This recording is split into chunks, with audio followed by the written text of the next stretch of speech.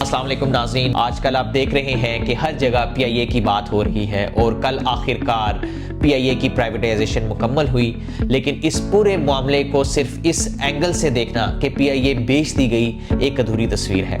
حقیقت یہ ہے کہ پی آئی اے کو سمپلی سیل نہیں کیا گیا بلکہ پہلے اسے ٹھیک کیا گیا۔ حکومت نے تقریباً 670 ارب روپے کے پرانے قرضے اور پینشن کی لائبلٹیز کو ایک الگ ہولڈنگ سٹرکچر میں منتقل کیا تاکہ ایئر لائن کو پرائیویٹ سیکٹر کے حوالے کرتے وقت وہ ایک کلین اینٹیٹی ہو، یعنی نئی پی آئی اے کے ساتھ جو ماضی کی مس مینجمنٹ، پرانے لاسز اور دہائیوں کا جو فائنینشیل برڈن ہے وہ نہ جائے۔ اسی وجہ سے اب جو نئی پی آئی اے ہے وہ ایک debt light balance sheet, positive equity اور قیمتی انٹرنیشنل ٹریفک رائٹس کے ساتھ آگے بڑھ رہی ہے، جو کسی بھی ایئر لائن کے لیے سب سے اہم کمرشل ایسٹس ہوتے ہیں۔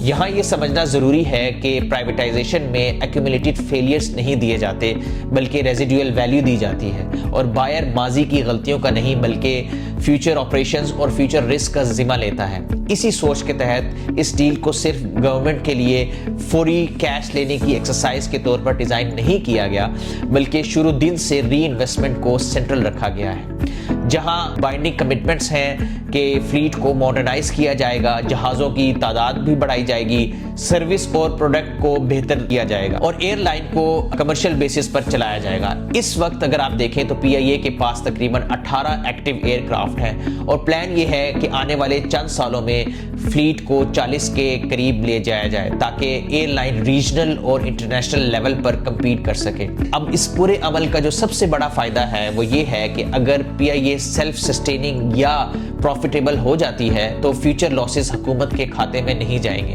ٹیکس پیئر پر جو بار بار آنے والا بوجھ ہے وہ کم ہوگا اور ریاست کے پاس ہیلتھ، ایجوکیشن، ڈیولپمنٹ جیسے شعبوں کے لیے زیادہ فسکل سپیس ہوگی۔